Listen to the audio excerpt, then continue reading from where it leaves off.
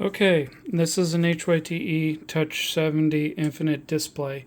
I pulled it out of my case, which goes right there. There's the two cables back there that are still in for the display.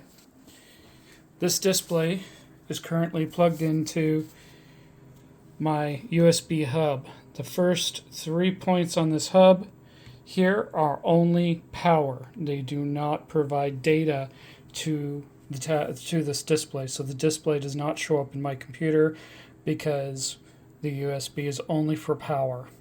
I have a short and a stiff cable that's powering the display, and I have the display port plugged into it. We're going to go ahead and shut this off and we're going to pull the display out first, and you'll see the screen goes blank. Oh, no it doesn't. It's still going. It's going to prove me wrong on this. After some time that it loses the display, it will turn off, as in the firmware does realize the display is no longer connected and shuts itself off. This does protect burn-in and extra kick. I'm going to go ahead, turn the power off on the display. We're going to wait a minute. We're going to power the display on. Again, only power, no data in this USB cable. You saw how quick that firmware graphics came in. It showed up really quick and disappeared. And now it's doing this. Now on the back end, if you think about it, it's realized the display's done, says no display connected, and now it shut itself off. So I have to put my phone down for this, so one sec.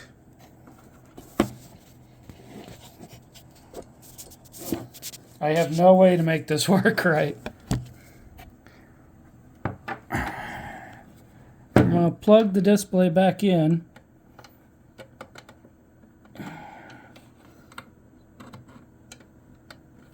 The right direction here. Micro displays are not the easiest things to plug in and out. There we go.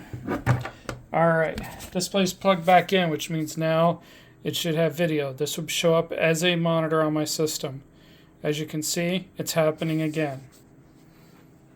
I'm going to go ahead and log into my computer right here. If you're curious, that's my computer that I'm powering this off of. This is what it does in that computer as well. Alright, we're going to go look at the display.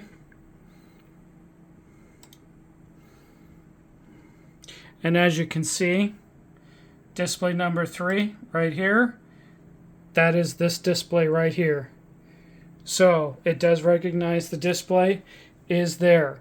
If you plug this into data, the HYTE software will see it, will try and use it. Again, it's not going to have any display or anything. It's just going to keep cycling and cycling. From the tests that I have done, this does not seem like a heat issue.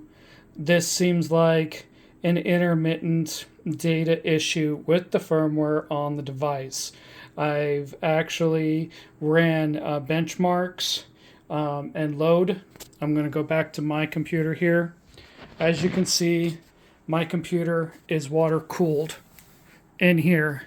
That does mean that you will have a little bit more heat overall in the case because the back fans here are actually pulling air in behind a radiator. So that radiator will have heat. That is the secondary radiator, which is my biggest one. This radiator goes first. So this one up here from the CPU goes into the top radiator right here. Then it goes into the bottom. So the top radiator is the hottest. That radiator will be cooler. Still, you're still talking, it's a little bit cooler, or I'm sorry, a little bit warmer than an air-cooled system. I did have the display out. I had the display laying right here for over 12 hours, never had an issue.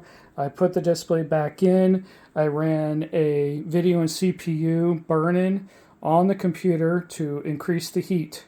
Still did not have any issues. Then I went ahead and rebooted the computer this evening, and it started up again. This is very intermittent, and it gets stuck this way. It seems the only way to resolve it is to wait a long time to turn the display back on. This is the problem. It is not the cables. I have used different sets of cables. It is the display itself, and it is likely to do with the data port or the firmware to the display. This is a faulty display. If anybody else has seen this, please notate it in my channel, and also let HYTE know in their Discord. They are very interested as to why this is happening, and as it stands, I will have to RMA this display. Thank you.